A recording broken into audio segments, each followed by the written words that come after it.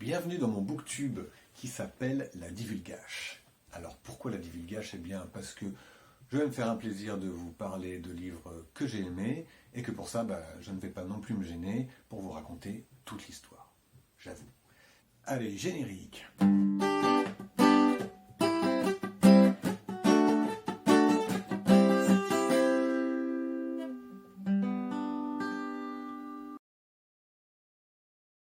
Aujourd'hui, je vais vous parler d'un roman de science-fiction chinois, Le problème à trois corps, de l'auteur Liu Cixin. Liu Cixin. Liu Cixin. Donc en fait, c'est le premier volume d'une trilogie. Les 3 tomes sont déjà sortis. C'est traduit en fait en français depuis 2016. C'est une histoire un peu plus ancienne, mais je vous laisse aller voir ça sur Wikipédia si ça vous intéresse. En tout cas, c'est un roman de hard science-fiction, quoi. C'est-à-dire que ça manie du concept scientifique assez pointu. Personnellement, moi, j'y comprends que dalle, mais c'est vrai que ça plonge bien dans l'ambiance. Ça peut même donner l'impression d'être intelligent. Nanotechnologie par-ci, théorie quantique par-là, ondes radio à travers l'espace, astrophysique. Et donc c'est un roman chinois, c'est-à-dire que les protagonistes sont des Chinois, ils ont des noms chinois, ils ont une culture chinoise, donc c'est particulièrement dépaysant. L'écriture aussi est assez différente de ce qu'on peut trouver dans les romans occidentaux, alors pas radicalement, mais ça s'attarde lentement sur certains détails sur lesquels on n'a pas forcément l'habitude de s'attarder. Ça peut sembler assez bavard aussi, ça peut s'étaler en longueur. Mais alors, il y a de ces idées.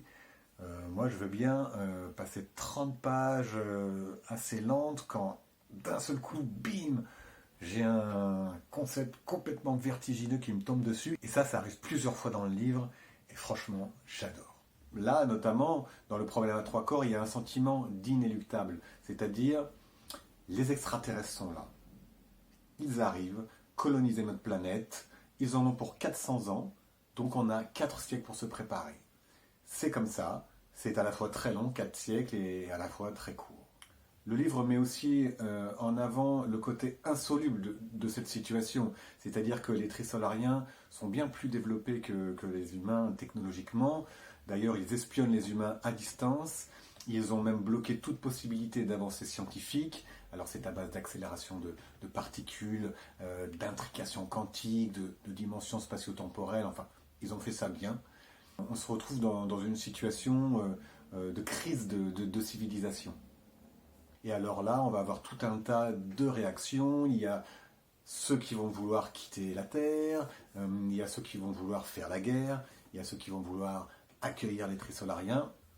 Globalement, l'idée, c'est quand même de se préparer à faire la guerre pour dans 400 ans. Donc, c'est pas évident comme problématique, d'autant plus que les trisolariens ont des espions partout.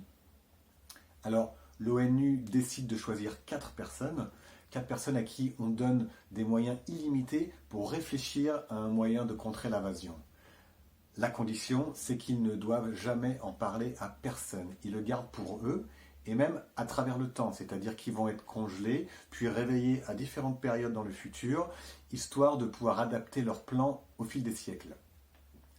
Ces personnes-là, on les appelle les colmateurs, et je me rends compte que cette histoire de colmateur, en fait, c'est dans le 2e tome, en fait, du problème à trois corps, c'est-à-dire dans le tome qui s'appelle La forêt sombre. Pour faire vite, dans ce 2e tome, on continue à avancer de plus en plus dans le futur, on suit les histoires des colmateurs, on suit l'évolution de la société humaine, on continue à voir les trisolariens se rapprocher, on a droit à une bonne grosse bataille spatiale, et puis on découvre l'astuce du colmateur principal, le dernier qui reste en fait, comment il arrive à embrouiller tout ça.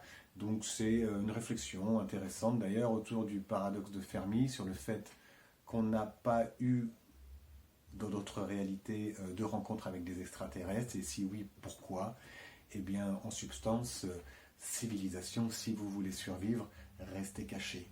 Voilà, donc je vais m'arrêter là, car de toute façon, je n'ai pas encore lu le 3e tome, donc je ne pourrai pas vous en dire plus. Si vous avez envie, vous pouvez tout divulgacher dans les commentaires, Et puis, j'espère que cette vidéo vous a donné envie de lire le problème à trois corps et la suite. Et je vous dis à bientôt dans une prochaine vidéo.